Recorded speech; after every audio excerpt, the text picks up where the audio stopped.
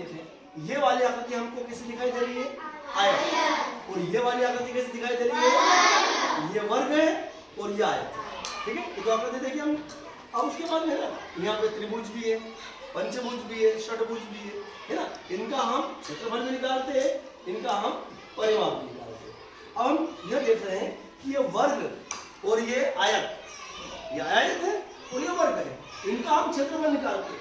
और जब हमारे पास में घन और घनाभ, ये घन है और ये घनाभ, इनका हम क्षेत्रफल नहीं निकालते, है ना। ये देखो आप, ये घन है और ये क्या है? घनाभ, इनका क्षेत्रफल नहीं निकालते, इनका हम क्या निकालते हैं? आयतन।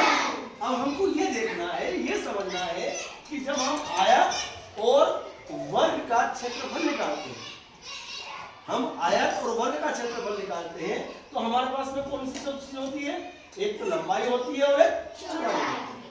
और जब हम घन और घनाभ का आयतन निकालते हैं, तो हमारे पास में लंबाई भी होती है, चौड़ाई भी होती है और एक ऊंचाई होती है ना। और जब हम आयत और वर्ग का क्षेत्रफल निकालते हैं, तो हमारे पास में ऊंचाई नहीं होती है। जब ऊंचाई नहीं होती है, तो क्या निकलता है? क्षेत्रफल, है ना।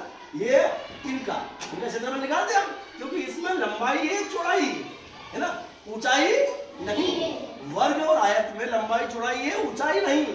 इसने कितना स्थान घेरा और इनके स्थान को नापने के लिए हम क्या करते हैं? क्षेत्रफल निकालते हैं। और घन और घनाभ की जब बात आती है, ये घन और घनाभ है ना, ये घन है और ये घनाभ है, जब इनकी बात आती है तो इसमें लंबाई चौड़ाई के साथ में क्या होती है? ऊंचाई होती है। इसलिए इसमें क्षेत्रफल नहीं निकलता, इसका क्या निकालते हैं हम?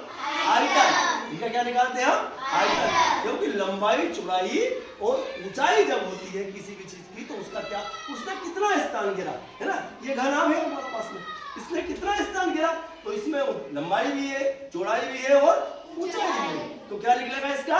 आयतन, है ना।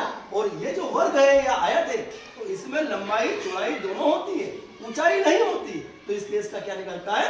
क्षेत्रफल। ठीक है, ठीक है।